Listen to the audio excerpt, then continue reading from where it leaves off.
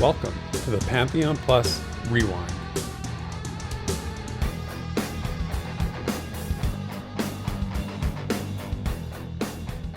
Hello, Terminusians, and welcome to episode 81 of the Pantheon Plus Rewind. For those new here, this is our weekly podcast covering recent news and community discussion surrounding Pantheon Rise of the Fallen, the upcoming MMORPG by Visionary Realms. This week, we'll be covering some clarifications around recent official content, revealing the secrets behind some of our community's in-game money-making schemes, answering some questions from our mailbox, and taking a peek at the Ogre's 7 Tomes of War. So, pull up a chair, pass the potatoes, as me, Desrin, and my voracious co-host, Theric, feast with you, our beloved community. Don't mind the crazy uncle over there. We're going to make this a great rewind. All right, Theric, I know Thanksgiving is long past for you, and any others that occupy the Great White North. But for us, stateside, I'm sure a lot of our listeners just enjoyed or survived theirs. Mm-hmm. So, and I did kind of threaten to do a bit of a Thanksgiving, themed intro last week. Yeah, you've done well. This is well developed. I'm enjoying this. Thank you. I'm trying to engage with perkiness this week, so people don't think I'm falling asleep or anything. Yeah, you don't sound like you have the after turkey sleepiness doldrums or anything like that. Nope, I've got one turkey leg in the fridge. It's ready for me whenever I'd like it, but I think I'm saving that for tomorrow. There's got to be some leftovers. Nice. I was jealous yesterday. I was on Discord, just hanging out, whatever, and people are posting all kinds of pictures of food and stuff from Thanksgiving, of course, and we already had ours, like you said, but I was also like, I had a dentist appointment again yesterday, and I was like, I got home and it was late. It was like 5:30, 6 o'clock, and I couldn't eat still for another couple hours. And there was all these pictures of food, and I was like, I was dying. It looked so good. But I had to wait. Really bad time to get like dental. Yeah. And you know what I wondered? Perfect. I know. And I'm like, I sort of crossed my mind. I'm like, I wonder if dentists, like, Thanksgiving is their least busy day of the year, right? Like everybody wants to eat on Thanksgiving, right? So they just don't go to the dentist. But then again, I thought maybe there's more like people chomping down on a bone or something like that. And then they have to go to the dentist as an emergency, maybe. Who knows? But oh, man. Yeah, I think like this year, like 3 of my relatives, including me, like we're all like complaining about, oh, well, I got to chew on this side of my face or, whatever. But nevertheless, I mean, our food was gone before I could take a picture of it. So I think we were doing okay. Yeah, that's a good sign. I'm jealous.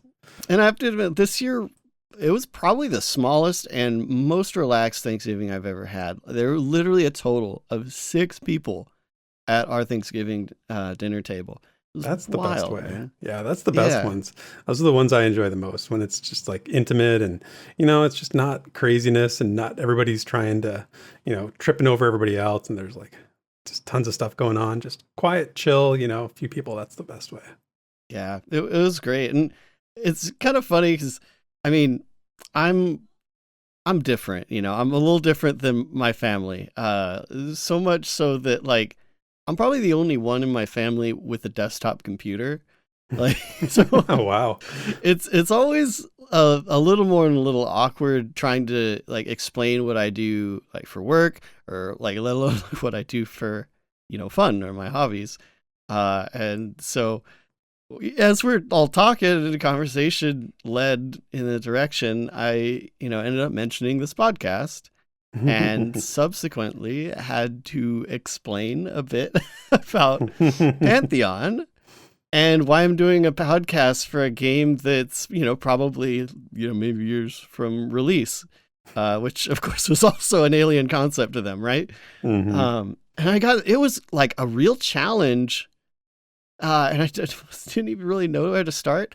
Yeah. But like Joppa actually inspired me. Shameless plug to the recent official podcast, Parting the Veil. And I got to just I described it as like an adventure game because a few of them, had at least seen or played like really old games like Mario and Zelda, and likening it to that actually helped a bit. So I was like, it's kind of like that, you know, there's a big world, you can run around and do all sorts of stuff. And the coolest thing is you know, meet other people and stuff like that. And Yeah. it's funny. I might have an interesting family member, but I just gotta get them a computer first. Yeah, you start with that. Start with some sort of computing device. Yeah, I mean that's like what Joppa says though. It's like universally compelling, right? If you can make a game that's universally compelling, it really shouldn't need much explanation, right? It's like what do you enjoy? Do you enjoy seeing new things? Do you enjoy going to new places? Then you might enjoy this game, right? Like so. Yeah, it is difficult though to explain this to a non-gaming family, but yeah, I mean, it was bound to happen though, because I wore my Pantheon, the Druid shirt. Oh, did you? Nice. Wow. To Thanksgiving dinner, so I feel like it was gonna happen one way or another. So I guess finally happened. But that's fantastic. I love that. I love that. Yeah. Anyway, let's get to our adventuring party. And this week we've got Shuriken on the Dwarf Cleric, Redbeard Flynn on the Darkmer Necromancer, Jason on the Scarf Beard Lord, Breakout on the Archive Beard Lord, Joel Brown on the Scar Shaman, Ziplocs on the Darkmer Rogue, Sparrow on the Elf Ranger, and Bounty Code on the Human Wizard. And I just want to point out the Darkmer Necromancer that Redbeard Flynn opted to take this week.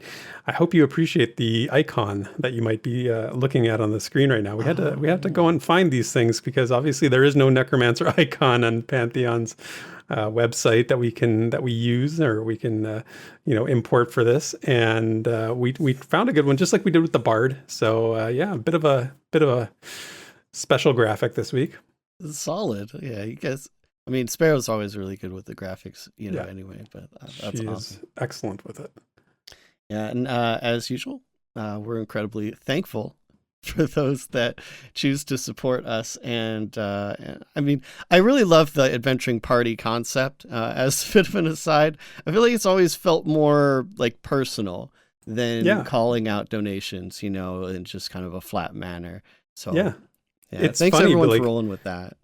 Totally. And it's funny. I remember when we started doing this, when it just sort of evolved like really organically, it's like somebody just happened to throw a donation in randomly and then said, join the party, like, or some, I remember somebody's idea. And then I thought, man, that's super fun. Like people just really got into it once we started supporting it and making it part of the show. So it's always been, it's been one of the fun things that's emerged out of this show. Yeah, as many good things. It's community created, It sprang up from this here chat. If you're here with the premiere, of course. That's right. But of course, if you'd like to join the party, feel free to use the super chat function during the YouTube premiere, or also check out our Patreon if you can't make it to that. Really though, Theric said it last week so well. Community is our currency. So just being around makes this also special. So thanks for everything. I want to do more thanks things just to really drive home that Thanksgiving thing. But I think we're thanked enough. I think. Yeah, I mean, most of our audience is probably half around the world. But so what do you say, Theric? We dig into the meat of the show. Well done, man. Well done. Yes. Let's go. This week in Visionary Realms News and Notes.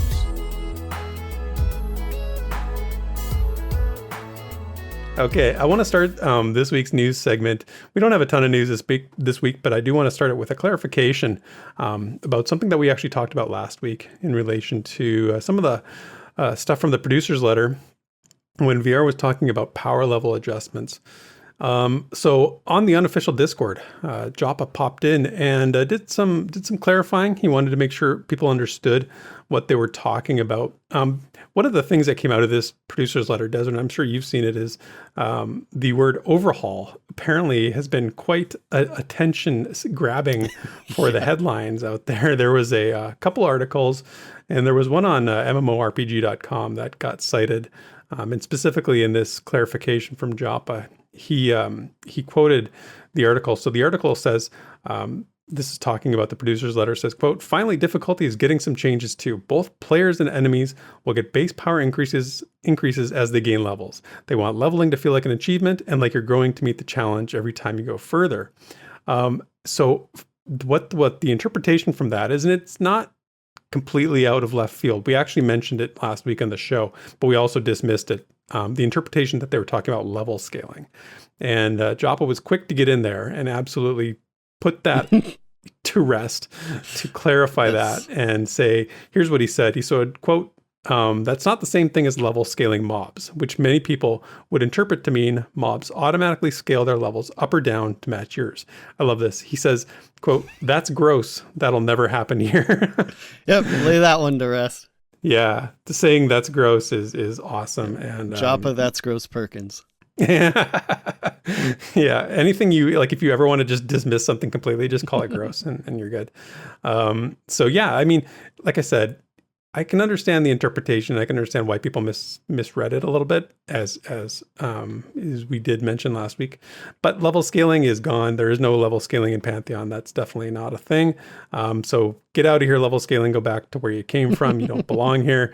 And I was definitely glad to see that. And again, it just speaks to Joppa's out there. He's reading this stuff. He's looking at this stuff. And if you ever if you're not in the Discord, the unofficial Discord, you should definitely be, because they do pop in there to clarify things.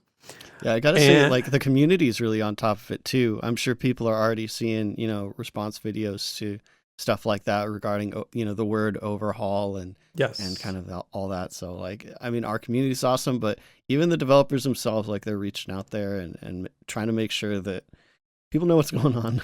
Yeah. Well, Basgrim did a video that came out today at the time we're recording, talking all about this overhaul, misuse, I guess. And Redbeard Flynn also did a really good video about it. Yeah. Basically saying a lot of the same things. And I think the takeaway is, two things. Words have power. You can use a word incorrectly or use it casually, and it can carry a lot of weight. So you want to be careful with that.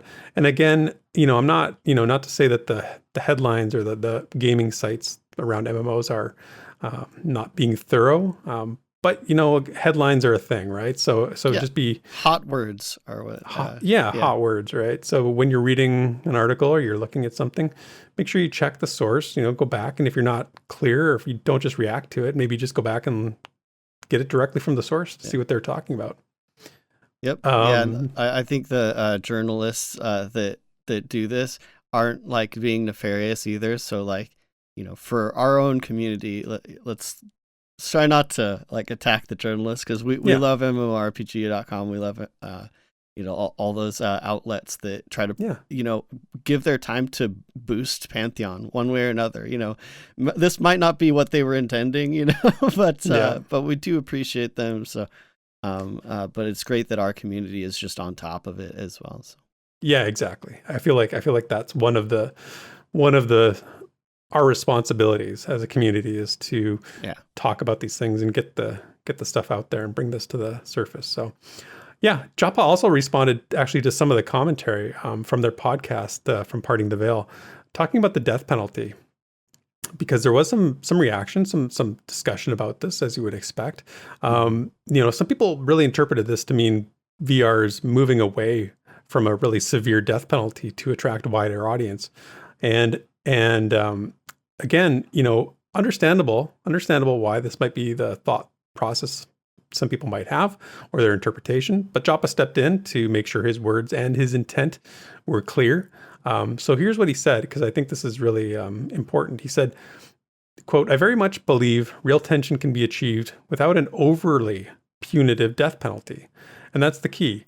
I made it clear on the podcast that a death penalty, and one that is actually felt, is necessary to create a truly immersive experience. I could better understand or empathize with a lot of the current chatter if they had announced, or he says, if I had announced we weren't having a death penalty, or that we would be making sure it was weak water enough so as to not make a difference. And then he goes on to say, the main assertion I made regarding the death penalty is that it's not something we're going to drive so strongly and so harshly that we end up alienating a lot of people who would have or could have loved Pantheon or what it's going to be. And this isn't even getting into, and he kind of, I like how he ends this here. It isn't even getting into the fact that in vanilla EverQuest, but especially in the Kunark era, death and its effects were almost completely mitigated by the prevalence of clicky res clerics. So, this is the go-to, of course. People always point to, well, EverQuest this and EverQuest that, right? Well, don't forget, I mean, Joppa knows EverQuest just as well as we do, right? Like he knows it probably better than we do, better than I do for sure. And EverQuest wasn't the bellwether for harsh death penalty, later on, and maybe in the very beginning, but certainly not in some of its prime, I guess, because Kunark was still in its prime, and then later on, right? So, there's some cool phrasing in there too. I like how he says that, they don't want to make it, they're not making it water weak as to not make a difference. Like that's always the key, right? Like, are you better off dying in a scenario than not dying, right? Like if I'm out in playing an MMO, if I gain something out of dying, if there's no consequence to it, isn't that really the essence of it?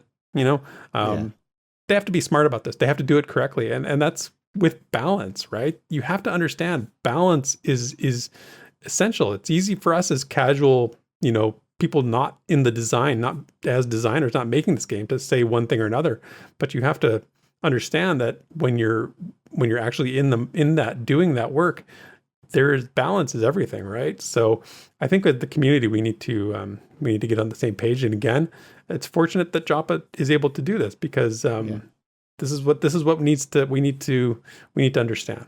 Yeah, especially in the Parting the Veil part 2, I want to say. I have to, I guess I always have to fanboy Joppa a little bit, but how he doesn't really settle on the specifics of, any death penalty, be it for Pantheon or elsewhere. He always goes for the point. Like, what is the point of a death penalty? So he's just saying, as long as it meets the criteria for what we're trying to accomplish, we don't need to talk about it specifics or compare it to EverQuest, compare it to any, he obviously knows what the point of a death penalty is. So we don't really need to get too crazy about if you're really suspicious thinking this means, that they're removing the death penalty, think about what he actually said. If they lower the death penalty so much, it doesn't accomplish what he obviously is trying to accomplish. So I wouldn't worry about it. Right. So yeah, I think that sometimes that can be a double-edged sword, in my opinion, because when you hear him speak and you hear the vision and you understand, I agree with you 100%. But when you don't hear specifics, people can't make their own assessments, right? So you have to sort of trust that he knows what he's talking about. And again, we've been doing this long enough and following the project long enough to know that there's no question to that. But for the casual fan, they might not. They don't have that context for it. So if you don't provide specifics. Yeah, especially the specific, or especially the suspicious casual fans. Sure. People that are on the fence or maybe looking at it every once in a while. They're like, another thing where they didn't give specifics. But, I have to say again, if they don't give specifics, or in cases like this, if they gave a specifics, this is what it is. You 10% XP loss if you die, and there's no way to, get that back other than grinding it back or getting your corpse. Or if they outline this right now, how much good would it actually do? If they're trying to accomplish what he's saying, like the goal of a death penalty, and they set themselves up for it's a 10% or whatever, then everyone starts playing the game and they find out they have these just ridiculously sticky levels that people start running into brick walls, and it starts making it, unfun, actually a problem, then everyone's going to jump on them for saying, what you said back then, it's 10%, Sure. Yeah, exactly. And so I if any on the fence folks are here for stuff like this, I have to say, you don't have to trust VR blindly or anything, but just consider if they did give a specific, they would be putting themselves in a bit of a rut when it comes to, actually testing this out with people playing. And I would rather them have a little bit of liquidity with that to actually accomplish the goal. Yeah. Yep. Just as long as, the goal is the same, the goal stays true. And that's what he's explaining here is, Yeah. and I'm fine with that. I mean, I'm not here to assess the numbers. That's not, I trust that designers can design, and I'm not a designer, and nor are you, or nor are 99.9% of the people who follow this game, so we all have to remember that. And speaking of the people who follow this game, he went on to actually speak a little bit more about, just the idea of not wanting to divide the community, based on, whether you're for or against a certain system. That's never the goal. Rather is to make the systems that they are using, they're implementing, they want them to work in a complementary way. So he went on, and I'm going to paraphrase a little bit here, just basically saying that it's unfortunate that that's the message that came across. Maybe was that they were trying to one demographic versus another demographic. And they're certainly not intentionally doing, some sort of hard polarizing mechanics to alienate anybody. And I spoke about this a little bit when in the video Drac and I did about, how much risk do you take in alienating players to accomplish a goal, right? Or you have to, I think you do have to take a little bit of a risk there with that. I think you can play it too safe, and that might cause problems. But anyway, he just says, if you listen to part 2 of the podcast, which came out this week, so there's probably some clarification there for folks that maybe we needed it. He made it clear, the primary consideration is that none of the systems are parasitic towards each other. They work together. That's the intention. So you've got systems like climbing that encourage exploration and working together, working in a complementary way with any kind of a death penalty, so that you're not discouraged from exploring, but also, he also referred to the 2 to 3 hour core play experience, which is something they've been going for and trying to dial in for quite a long time now. So yeah, it's a good overall summary and a good reminder of the vision, and that nothing has changed. Like the game has not changed. Yeah. There's no overhaul, and there's no change in course. They're not watering things down to make it palatable to the masses. Don't get the wrong idea. It's just, you have to remember too, it's an MMO, and if people don't play MMOs, they don't exist. You need people playing the game. So don't. Yeah, I have read to too much into that. double shout out Baz with his latest videos. Now that he's got the library of Pantheon going up, when it comes down to these topics of that you just mentioned, the 2 to 3 hour play window, for example, we can all look that up and fact check it very easily, right? And he does this in the videos too, and just drives it home, basically one video a year, just re-embracing what's being said now. And I'm sure things do change sometimes, but I admittedly love that kind of driving home of those videos. Just feel nope, we're fine. Trust me, and trust what's been said in the past, and it reinforces what Joppa says. I think again part 2, where he's kind of saying this has been outlined since potentially since 2015. And so I know I talked to I think you and a few other people. I did have some reservations with the parting the veil, the part 1 at first, and but I have to say, if you were kind of part 1 didn't really stick right with me, definitely watch or listen to part 2, because it pretty much cleared everything up for me. They really bring it back home to redefine the vision and just be very clear with, hey, we're not appealing to a specific group, because if the adventurous spirit was only meant for 1% of people on the planet, it would be a lonely hobby, right? But I feel like we all do have, or most of us have, a real adventurous spirit. Even my family member I briefly mentioned in the intro. I was just going to say the same thing. I was totally going to make that joke, and you stole it from me. I was I'm so sorry. This game is made for your family at the Thanksgiving dinner table. Well, I remember even going back when we were kids, because my cousin was kind of like growing up like brother, because I was only child.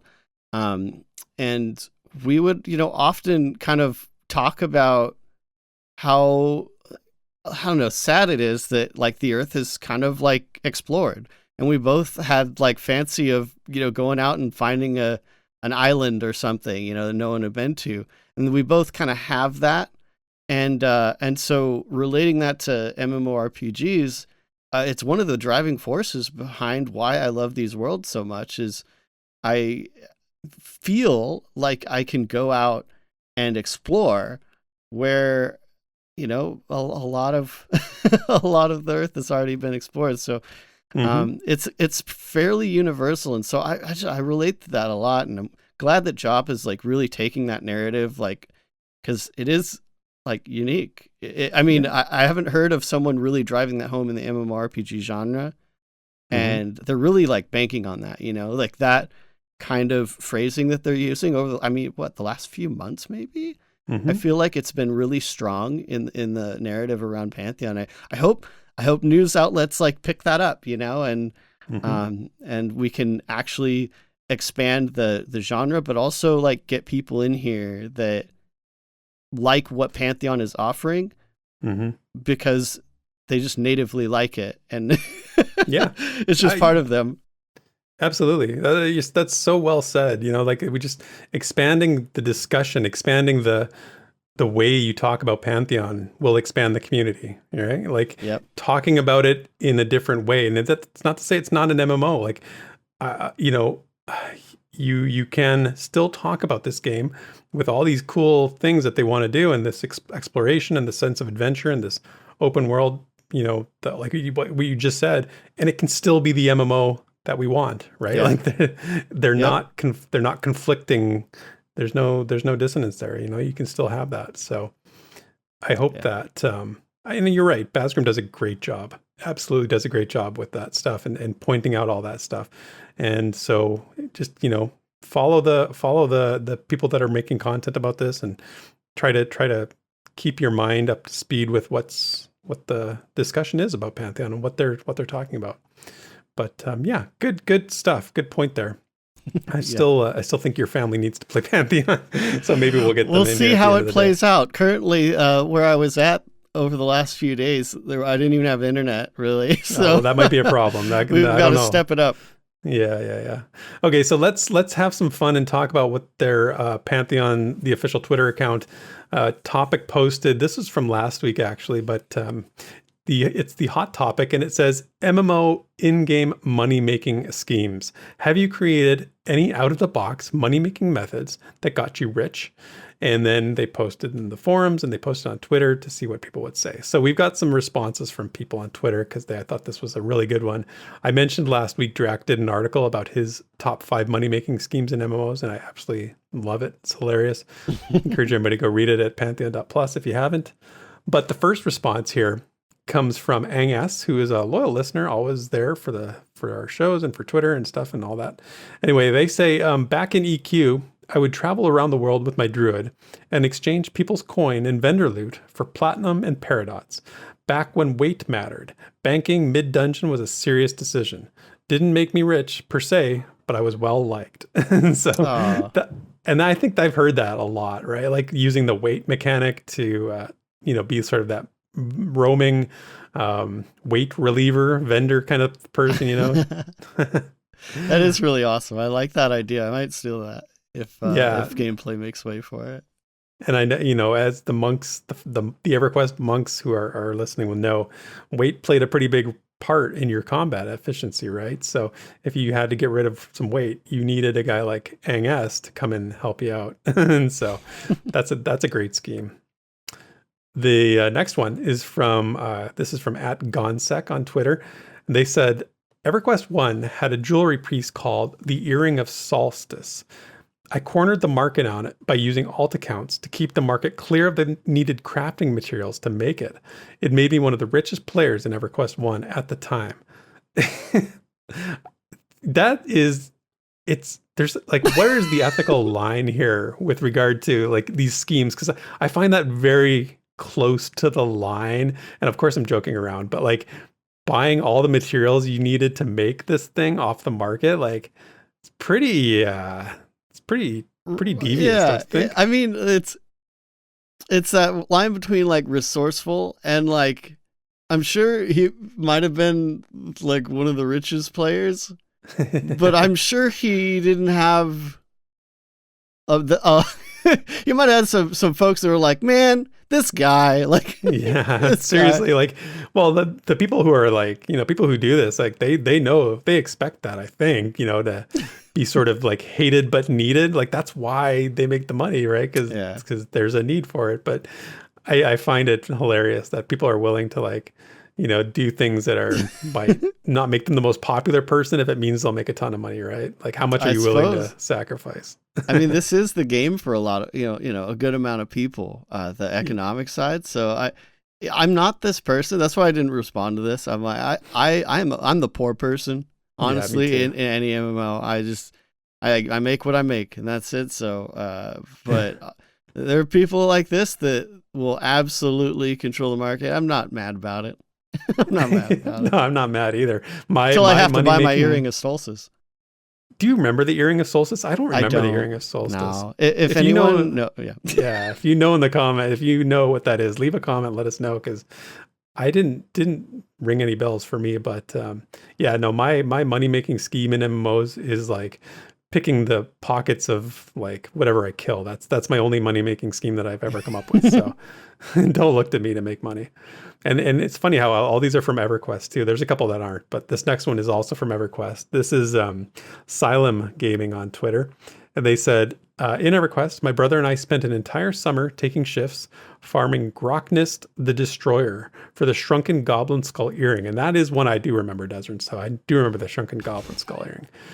They had the camp on lockdown. It said high spawn rate, low drop type camp. Everything was a placeholder, and raiders loved the earring because what it did, it had an instacast that took the primary buff slot, and there were raids where all the tanks would get debuffed, and they could just instacast it with this earring, and after being debuffed to keep them from getting cleared. So very useful apparently on raids. Oh so, yeah, like. If finding a spawn like this and being able to sort of just corner the market just through staying and like doing shifts, like he's saying with his brother and stuff, very, very cool.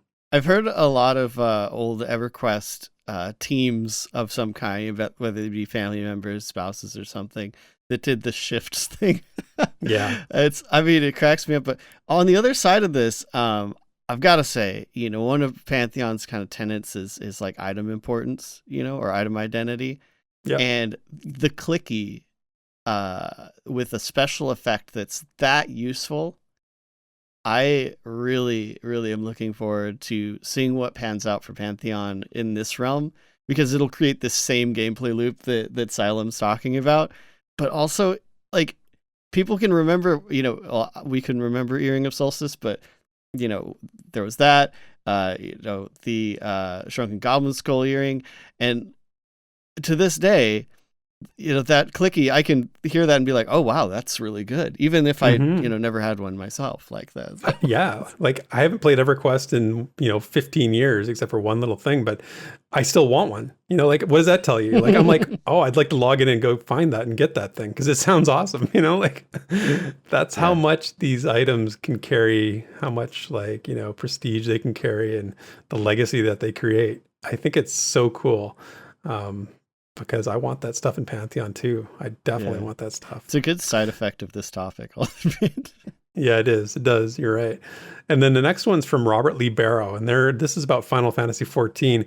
And I think I've heard of this one before, actually, even though I don't really play that. But they said in Final Fantasy XIV, there's a rare item called red coral that would sell for a lot. And I found a place where you could fish them up 100% at a 100% catch rate at a specific location only at night. And they said it's actually been a while, actually between 6 a.m. and 6 p.m. in game time, using a heavy iron jig at a specific fishing location. And they actually linked a video to somebody doing this because, apparently it's a known thing for red coral in Final Fantasy XIV. So, like, the person who discovers that, not only is it like a good money-making scheme, but you kind of become a legend, right? Like, you kind of become like an in-game legend, which is almost to me, I would prefer that. I don't care about the money. Like if I get some notoriety out of it, that's pretty sweet, right? Yeah, we actually had someone in the New World Guild that, I mean, it's totally widespread now because this is the information age, right? But they were one of the first people to figure out how to get these splinters of Adderstone to add luck to your bags. So huge deal item. Of course, it only took a few days for people to start putting guides out, but he was on that like before all of them, and I definitely knew I would send him a message and be like, how are you getting so many of these things, you know? And he had his little strategy, and it was awesome. I love that kind of enterprising feeling. Like that's got to feel so good to find something like that, you know? Yeah, it absolutely does. So the next one is from Stephen Curry, and they said, when I played on the Agnar server when it was new, I discovered an interesting recipe when nothing was unlocked. I could still smith the Karana steel arrowheads, despite the arrows themselves being locked behind Luklin. It wasn't free by any stretch of the imagination, but if you automated some of the processes with an auto-clicking program, you got your skill high enough that you could turn every plains pebble into about 7 platinum. When you're auto foraging in Karana every night for tea leaves, you build up quite a stash. So here's an example of using a little bit of outside help, a third-party program perhaps, which I'm not sure is altogether, would be cool, to do like with any kind of the developer or anything like that. So, there's always different means to becoming the Baron of an MMO, and sometimes sometimes people step outside the lines and do certain things that maybe they shouldn't. But on the other hand, if it's just if it's just something you're just like a clicking thing where you're just repeatedly like a mundane task you have to do a million times. I mean, you're not really breaking anything. You're just sort of automating the process. But yeah, I'll admit I do that sometimes. With the just to click like a bunch of one after the other. But I feel like Visionary Realms might have their eye on you, Darkaya. So you might have ratted yourself out, man. This post will be deleted by tomorrow. We never heard from him again. Yeah, that's right. The next one's from Deuterino, a longtime listener and fan of the show. They said solo groups in Star Wars Galaxies. They made a full group of 20 on Dathomir to get 45k credit Rancor missions, then solo the mission, and could easily make 1 million credits per hour. So that sounds like it doesn't sound like a lot of work for a lot of payoff. I never played Star Wars Galaxies, so I don't know anything about it, but anything you're trying to do that, you sort of use the group mechanic and then solo it out. Yeah, that's funny, kind of manipulating the game mechanics. It's like almost exploiting, right? Like it's taking advantage of maybe not an intended feature, but I mean, again, creating a memory of that, like as long as it doesn't break the game, it's kind of cool. Yeah, it is. I mean, there's something to be said for ingenuity, right? Not all ingenuity is bad sometimes, but not all the time. Yeah. And the last one I had to include, it's not an idea, but it was too funny for me not to include. And this is from Adam A.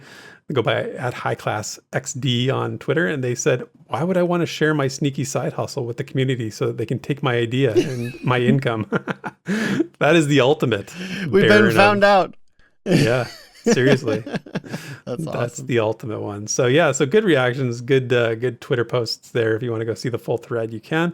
So let's do a quick update for Pantheon Plus here. We have a new profile this week, Plus profile from Sparrow, our beloved Elf Ranger and friend of the show. Obviously, she did her profile with Drac. It is excellent. It is so fun to watch and listen to, and just good to get to know her a little bit. So go check that out. Drac and I did another reaction video to the second part of Parting the Veil, the podcast from Visionary Realms. So if you haven't seen that, we make a couple, respond to a couple points from the show. It's a quick, 10-minute video, easy to watch. I would argue that you guys took the 2 best points out of that part 2 as well. So if you want something that like really drives home the things that at least I thought were the most important, check it out. Yeah, you're right on, man. I'm glad to hear you say that because it's fun to make those, and Drac and I, we just kind of throw it together. We don't, I don't, over think it too much. I just sort of go with how it feels. That's kind of the point of a reaction video. So trying to take it from that perspective. And then Crosinger had some more fan fiction. She has chapter 14 of her story, In This Way of Storms, up on Pantheon.plus. It was posted on the 22nd. So you can go over there and read that. And of course, when you're watching this, later on the show, you'll see lots of her artwork as well, which we always like to show off. And and then for this week's Pantheon Plus schedule for content, you'll see, of course, we've got streaming on midnight on Monday with Drac. He's still doing EverQuest. We've got our Classes 101 on Tuesday. CryptFox is streaming Dead by Daylight on Wednesday. Redbeard Flynn's going to have a video up on Friday, I think, is on Friday. He might have changed that. But anyway, I think that one's going to be really good. And Wizen is going to have his next fan fiction piece up on Saturday. So lots to look forward to this week. And that is it for this week's news and notes. Mail on a Sunday? That's right. Let's check the mailbox. All right, this week we are skipping, I would say, a little bit of the community discussions in the form of forums. We are going straight to the mailbox. And so this is where you can submit questions in the Rewind Questions channel of the Pantheon Plus Discord, and we will answer them. So we are the community this week. Yeah. So I just picked 3 questions here that I think are going to be a mix of kind of fun and maybe thoughtful. And thank you, of course, everyone that goes in here and asks these questions. I think it's fun to do these every once in a while, Yeah. We don't, sometimes we get away from the mailbox for too long. And I think, we encourage people to go in there and ask questions, and we should definitely answer them. If VR can get an AMA, why can't we? Yeah, right. Exactly. All right. Well, the first one is going to be from Colin104. And the question is, what is your favorite part/idea of Pantheon Rise of the Fallen? Do you want to go first? Do you want me to go first? Sure. No, I can go first. I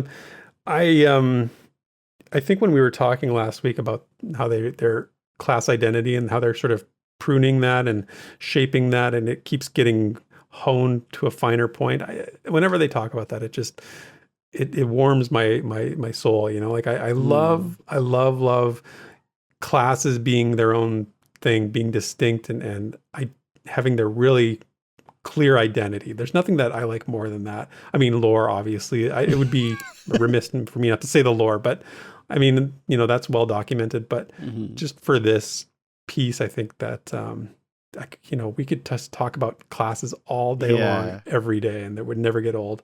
So that resonates with me a lot too, for sure. And I wouldn't revise my answer though, because from what I have to kind of preface this a little bit though, because we don't know a lot about this feature as far as the exact mechanics. But my favorite idea so far is what I understand the perception system to be.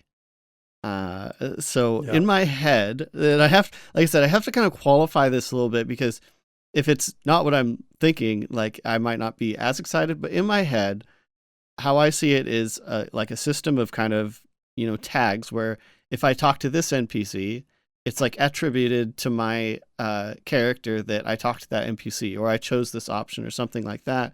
Then you get this amalgamation of basically all these tags that equal your character. And to the role player in me, that tickles me like no other. It's a completely different way of going about, questing, but also just story. I feel like it's fresh, not even just for the MMORPG genre, but the RPG genre. Sorry, I don't mean to cut you off, but I'm getting excited hearing you talk about it, because I was actually thinking about this just this week and trying to come up with something in my mind. What's a comparable system? What is the closest thing in any other game we've ever seen to what they're trying to do with perception. And you know what I came up with? Have you ever played the Fallout games? I can't remember if I've asked you this before. I've played Fallout 3 Yeah. and the post ones, but not previous to that, unfortunately. So, in Fallout, when you give your character, and this isn't unique to Fallout, but it's emphasized in Fallout, is that when you give your character a very high intelligence score, your dialogue options go way up. Like you get so many more potential responses to different questions at your dialogue when you're talking to other NPCs, right? And if you don't have if your intelligence score is low, if you choose to go with a strength or that kind of thing, you basically have like one or two options. It's like, I'm so stupid, I can't say anything really smart. But and I think it's a combination of that mentality with old school point and click adventure games. So right. If you take those two concepts and you sort of smash them together, that's what I think the underlying mechanics of the perception system are going to be like. Because in old school point and click adventure games, if you didn't have a certain item, you didn't get, like, you would click on something, you'd get a different response. Right. Or you might, if you didn't talk to a certain character at that point and then you went to a location and talked to somebody, they might not talk to you because you hadn't talked to that other person yet. So I think there's some melding there, and we haven't really seen it. Like, we've seen some demonstration of the perception system, and they did a video about storylines, the one where they're in Fairthale and talking to the Treants, whatever. Can't remember their names right now because Anyway, they have shown it off, but we still don't know exactly how it's going to work as a game system, So I think that there's a lot still to see there. Totally. I wonder how much inspiration was drawn from like those old point and click adventures, because it was a lot more common, I feel, a long time ago. Because I even remember, if anyone knows of this game, they're gonna crack up. But there was a Beavis and Butthead point and click adventure. That was a great game. Of course, you know about that. It was so good. It was so good. That game got like it was one of those games that was just like, it looked like a write-off. It would look like a cheap shovelware game that was like based off Beavis and Butthead at the time because they were popular, and it's like, whatever. It was actually a really good adventure game, point and click adventure game, and got really good reviews actually from like PC Gamer and GameSpot back in the day. Honestly, I had no idea. This is the first time I've even like brought it up in probably like a decade and a half or something like that. But I distinctly remember like one of the first puzzles you have to solve. Like, you have to go find a note and then like punch in the digits from the note, completely different place as some sort of code, and it was just like totally like set in my mind, Yeah, it was a well-made game. Like, the puzzles were well done and everything worked. And I mean, you can bring up point and click adventure games, and I'll probably know every one you bring up because I just know it's part of my history. I wonder if Java and all the old design, I wonder how much is influenced in that, because if the perception is influenced from stuff like that, I'm gonna be even more excited. So me too. All right, so our next question is kind of a spin-off actually, but this one's from BitCrunch, and it is, what part or idea of Pantheon do you like the least, or fear for the implementation of? Ooh. Yeah. You go first. Yeah, I hate to do this, right? But I think my answer is also the perception system. That's fair, just because we haven't seen it. Exactly. I don't know exactly the mechanisms around it, and I'm kind of afraid it like won't live up to what we're hoping for. I'm afraid of that too. Yeah, or the second fear, and I love that BitCrunch added the like fear the implementation of, because I think that's just like a well worded way to like prompt something, honestly. But I kind of fear that what they put in might be too basic or too easy to just like figure out and like gamify it, so that just everything, all that data is just like on the internet. So you just have search for, I want this item, and then if you hit these dialogue options and step on this chicken and go to the top of this mountain, and that equals this. I know it's kind of somewhat inevitable, but I just hope it's not that straightforward that people figure it out that fast. Because honestly, I just want to play a game as an adventure, and so I am eagerly anticipating to see how they're putting that in with a little bit of trepidation. Well, the trepidation is well founded, and I'll tell you what my fear is, just because I know point and click adventure games so well. If we're using this as a context or an example, one of the criticisms of point and click adventure games has always been, or was at least early on, was the moon logic of these games. Like, that's a lot of times that's what you got. You got these bizarre puzzles that you really only could solve if you were in the developers' heads when they made them. Like, they just made no sense, right? You had no shot at solving these puzzles because they were so obtuse and so like you wouldn't come up with the answer on your own. There was just no way. That's why hint books sold so well. And that's why hint lines back in the day sold so well, because they did this on purpose, because Sierra made more money. That's one of the companies, if you don't know, but made a lot of point and click adventure games. They made so much money off their tip lines and their hint books that, it became their best seller, right? So, sometimes I do worry that the perception system, when they've talked about it, is going to be a little bit overwhelming for people. And they're just going to say, like, this is dumb. I don't know what the developers are thinking. I'm never going to figure this out. But I have faith in our community that, and even if that is the case, it makes for interesting, discovery. It makes for interesting, even if you don't want to do it and you want to just read it off the internet, like read a guide, whatever, that's fine. Mm-hmm. I'll make the guide. I don't care. Like, I'll do it for you. But it is what it is, right? And I think that there's going to be a market for both of that. I imagine, like my ideal utopia would be to have the game or the perception system be complicated in a fashion where you couldn't be bothered to look up the answer, because if you just play, you'll get something out of it that would be appropriate. Yeah. Whereas it doesn't feel like you're just gated and you just are never rewarded, so that you have to look something up. But I have to recognize just how ridiculously hard that would be, like, as a design proposition. Like, how do you put that in where it works with more than just a few people, at a time? So that's true. Definitely got their work cut out for them. Yeah. And you? What? My fear. Yeah. Sorry, I was on you the have next to answer question these too, Theric. No. Oh man, I'm spacing out. I'm thinking about this perception stuff. No, you know what? I'll give you a quick answer now. I don't want to get into a big thing about this, but I'm worried about PvP. I'm worried about them putting any development time into it. I think PvP people are not going to like me hearing me say this, but I think PvP is a bit of a noxious gas that can kind of seep into MMOs. And then when companies realize how our competitive instincts, can translate into a lot of money, I think we go down a really dangerous path. And I know that Pantheon has said they want to have some PvP in their game. We haven't seen anything about it yet. I don't know anything about it. I worry about it on that level. I worry about it being very much a side system, secondary thing that isn't really worth anything. So that's my fear.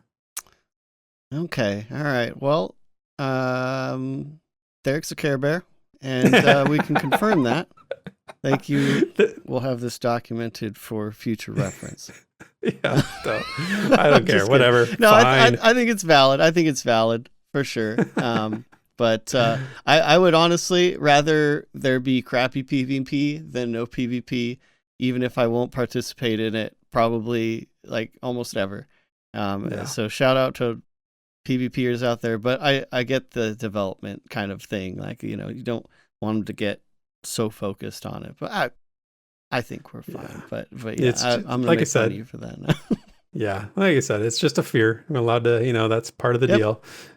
Yep, you are allowed to be fearful, and I will make fun of you for it. Yeah, right on. I look forward to it. So the last question, to end on a bit of a lighthearted note, we got Zerg Jerk just asking, what will the drink be, or what will you have at your side when you log into Pantheon for the first time on release? So redeem yourself, Theric. I redeem myself. Oh man. See, this is a tough one. I couldn't even come up with an answer for this when I was thinking about it ahead of time. But maybe it's like, maybe I'm gonna get like the most complicated Starbucks drink you can ever Ah, dream up. Like, I'm gonna Google like what is the top 10 most complicated drinks ever ordered at Starbucks, and I'm gonna go get one of those. It's probably like 1,000,000 grams of sugar, 30 shots of espresso. I think that'll probably get me through the 4 days I'm gonna mm. be like staring at the screen in some sort of a wired wired state. That'll probably help. Semi-conscious. So, yeah. Semi-conscious, yeah, seeing like through time and space. Oh, that's funny you mentioned the Starbucks thing, because like that was one of my thoughts. And I mean, for me, I think it depends on when in the day Pantheon releases. 'Cause if it is the morning, I think I'll do the fancy coffee as well. Nice. As like a celebration to, hey, like I'm gonna get this frou-frou, coffee drink and enjoy it. But if it's later, I'm bringing out the Guinness, man. Guinness is my like celebratory beer, and so that's happening for sure. It's also Obviously, a meal, so you can have a Guinness and you don't need to eat, right? So it's also like That's true. That's So. true. I mean, however, I don't know if I expect to be up for 4 days. I think I'm. Don't hold me to this, guys, but like in my head, I see myself taking the first week of Pantheon in a very healthy, way, as in at least 6 hours of sleep per night.